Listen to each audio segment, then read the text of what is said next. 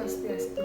Perkenalkan, nama saya Niputra Prantini dengan NIM 1813041001. Nah, di sini saya akan mempresentasikan mengenai letal konsentrasi pada ikan kepala timah.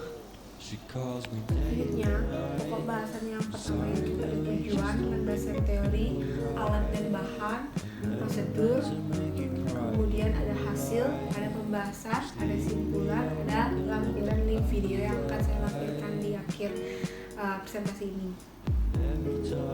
Nah, kemudian tujuan dari melakukan praktikum ini yang pertama itu mengetahui titik konsentrasi maksimal dan minimal yang mampu ditolerir oleh suatu organisme. Jadi di sini menggunakan letal konsentrasi 50% agar mengetahui apakah suatu organisme dapat bertahan pada lingkungan sebanyak atau mampu mentolerir bahan-bahan yang ada di sekitarnya. Kemudian tujuan kedua itu ada untuk mengetahui titik maksimal konsentrasi yang mampu ditolerir oleh suatu organisme jika menghitung jumlah individu yang mati sampai mencapai 50% dari total populasinya. Jadi di sini nanti akan praktikumnya akan menggunakan sampel genap yang kemudian akan dihitung 50%-nya dari angka kematiannya, yang mana masih dia bertahan, yang mana tidak. Nah, kemudian yang kedua adalah landasan teori. Jadi seperti yang saya gunakan yaitu ikan kepala timah, yaitu merupakan ikan air tawar yang berada umumnya pada persawahan atau arus air sungai di sawah yang dapat mampu berada di lingkungannya. Namun jika kita menggunakan uji letal konsentrasi 50% ini, sebelumnya letal konsentrasi 50% ini merupakan suatu uji yang bertujuan untuk mengetahui apakah dari suatu organisme mampu bertahan hidup atau menunjukkan efek toksinitas dari suatu bahan sebanyak 50% pada populasi. Kemudian adapun yang mempengaruhi nanti yaitu kadar salinitasnya. Jadi sebanyaknya bahan kimia akan menyebabkan air itu mengalami kekeruhan. Kekeruhan itu akan mengakibatkan arus dari sungai atau perairan menjadi gelap sehingga cahaya tidak masuk ke dalam perairan sehingga menjadi gelap. Kemudian salinitas meningkat dan juga adanya kerusakan insang akibat logam-logam berat yang dihasilkan oleh bahan kimia yang di lingkungan seperti nantinya. Adapun petani ataupun dari rumah tangga yang membuang sampah atau bahan kimia ke dalam sungai sehingga kita dapat mengetahui. Jadi ikan itu kita ambil kemudian kita teliti menggunakan air garam. Nah, di sana kita tahu letal konsentrasi yang bagus, yang mana yang baik masih ditolerir, yang mana tidak. Nah, selanjutnya ada alat dan bahan.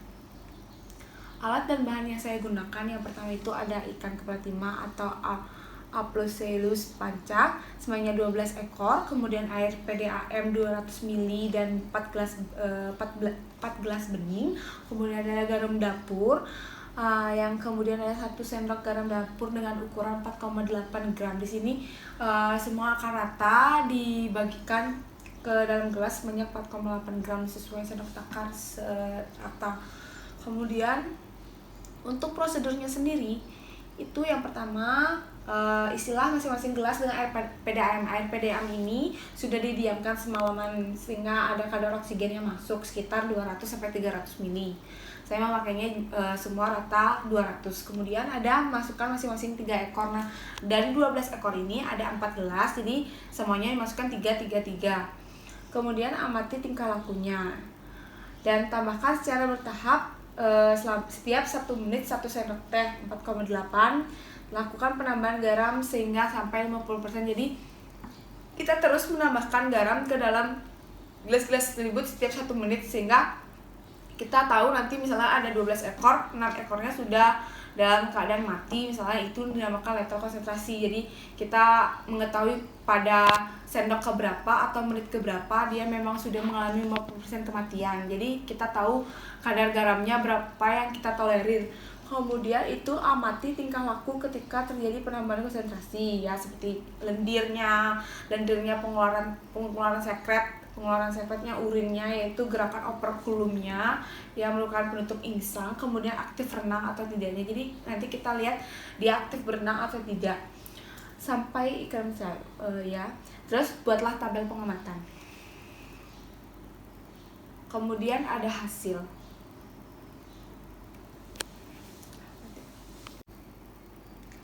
Nah, kita lanjutkan dengan hasil ya.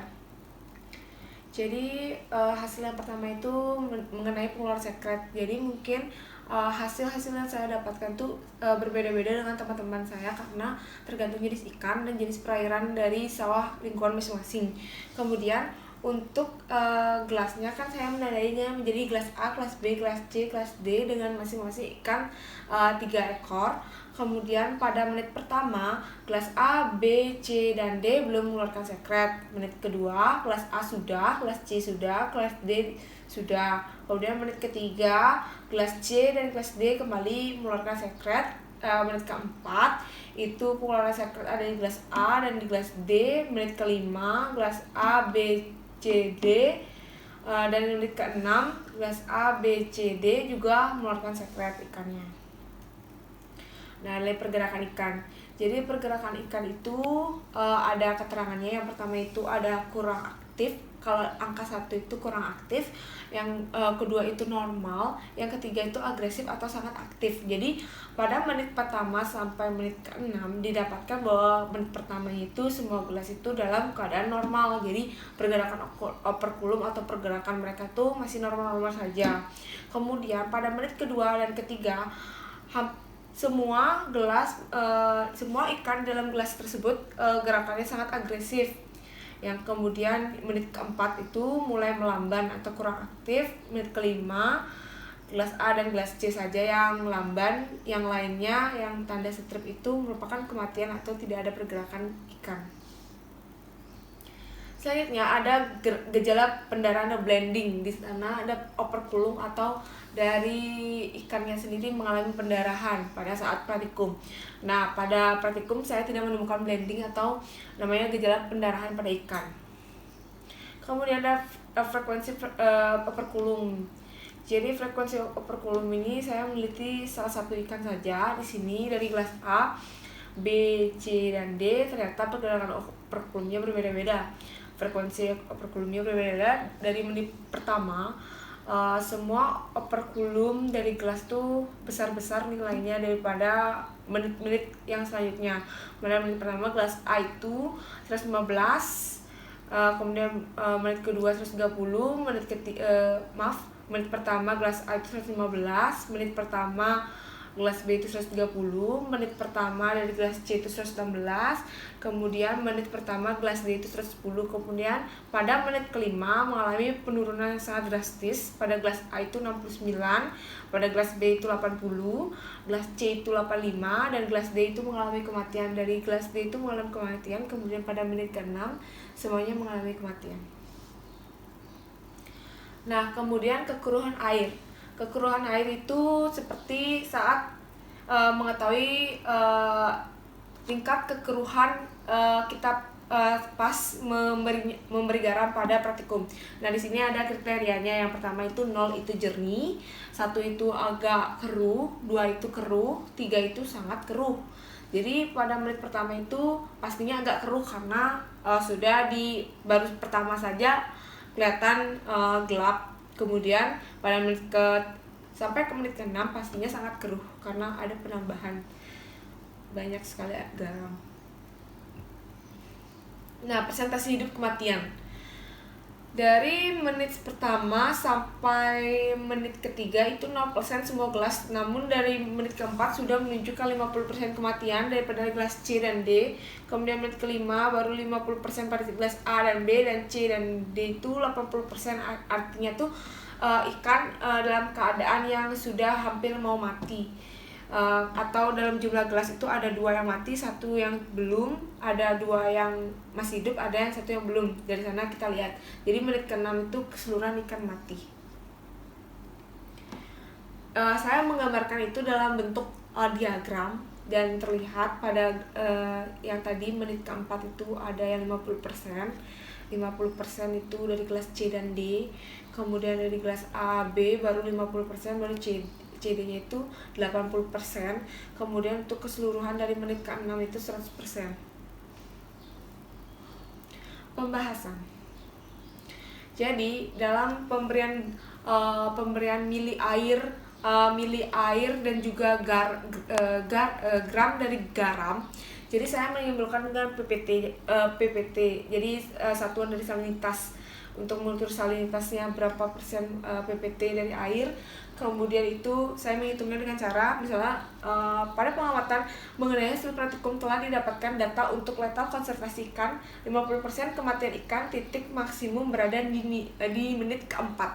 Nah, menit keempat ini artinya kan 4,8 gram masing-masing dikali sama 4. Jadi pada menit pertama 4,8, menit kedua 4,8, menit ketiga 4,8, menit keempat 4,8. Jadi 4,8 bagi kali 4, kemudian dibagi dengan 200 ml air. 200 ml air dijadikan liter karena satuannya gram per liter. Jadi 90 jumlah perkalian tersebut dibagi dengan 200 bagi 1000, 0,2 menjadi 96 PPT atau 96 gram per liter. Dan menit kelima itu saya sudah hitung 120. Sedangkan titik minimum ikan mentolerir kadarnya adalah menit pertama ya, 24 PPT sampai menit ketiga. Jadi sana ikan itu masih mentolerir dari 24 PPT salinitas kemudian sampai ke 72 PPT. Dan 100% kematian pada menit ke-6 sebanyak 144 PPT. Ya jelas karena memang ikan kepala timah itu bukan ikan air tawar, bukan ikan air laut yang mampu mentolerir kadar garam yang tinggi atau toksinitas tinggi dari bahan kimia. Nah, hal ini dipengaruhi juga lingkungan abiotik di dalam perairannya, memang benar. Dan kadar garam yang bertambah hingga dari 96 sampai 120 menyebabkan air keruh hingga sangat keruh. Akibatnya senyawa garam yang masuk menghalangi. Hal ini diakibatkan adanya kenaikan alkalinitas berupa basa. Kemudian karbon dioksida yang tinggi. Nah, bayangkan jika kekeruhan air dalam ikan itu cahaya tidak bisa masuk sehingga menghalangi pandangan dari ikan. Kemudian juga ikan tidak bisa melihat jelas karena matanya terkena garam. Kemudian di sini akan menyebabkan kegelapan sehingga membuat ikan itu menjadi sangat agresif atau berusaha untuk mencari-cari di sana. Kemudian untuk yang kedua adalah pengeluaran sekret. Paling banyak terjadi pada menit kelima dan keenam. Hal ini dikarenakan sumber energinya tidak mampu menyeimbangkan tubuh dengan salinitas yang sangat tinggi, sehingga pergerakan operkulumnya yang pertamanya cepat kemudian melambat. Kenapa dia menggunakan pergerakan operkulum yang cepat? Karena semakin tinggi kadar garam, semakin pekat daerah lingkungannya atau hipertonis. Nah, semakin pekat daripada tubuhnya, ikan akan berusaha untuk mengeluarkan kadar garam yang masuk dalam tubuhnya agar mampu menyeimbangkan. Namun, pada garam yang tinggi, akibat tidak kekurangan energi, maka dia akan melambat karena sudah tidak mampu untuk menahan dari kadar garam yang masuk pada tubuhnya. Kemudian ada pergerakan ikan. Frekuensi operkulum di pergerakan operkulum memiliki keterhubungan dengan osmoregulasi seperti yang sudah saya sudah jelaskan tadi. Osmoregulasi itu seperti pengaturan dari kadar air yang masuk atau kadar garam yang masuk pada tubuh ikan itu sendiri. Jadi diperoleh pergerakan ikan normal kemudian agresif dan melemah. Frekuensi operkulum didapatkan dari gelas A dari menit 1 sampai 6 itu 115, 130, 129, 78, 69 dan 0. Kemudian dan seterusnya. Pergerakan operkulum di setiap ikan cenderung sangat aktif pada setiap kenaikan salinitasnya. Kemudian mengalami kematian terbesar pada menit ke-6 ya. Seperti yang saya sudah bilang, karena kekurangan energi dia akan mengalami kematian. Kemudian untuk memasuk oksigennya itu kurang, rendah oksigen akibat akibat konsentrasi basa atau asamnya tidak stabil. Kemudian ikannya gerakan insang atau perkulumnya menjadi rusak di sana akibat kurang teraturnya pH di dalam air tersebut. Nah, juga dilihat dari bertahannya di lingkungan dipengaruhi juga morfologinya. Jadi misalnya kita mengambil dari ikan itu betina dari morfologinya juga sangat rentan untuk terkena penyakit, dari jenis kelaminnya. Jika betina dan jantan, itu betina cenderung lebih lemah dibanding jantannya karena morfologi jantan dan betina itu berbeda-beda. Jadi juga ada pengaruh dari fisiknya. Jadi kita tidak tahu bahwa fisik ikan itu berbeda-beda ya. Ada yang memang sudah mengalami kerusakan terlebih dahulu, ada yang belum, mungkin pada operkulum atau insangnya. Kemudian faktor usia. Nah, biasanya faktor usia itu juga mempengaruhi.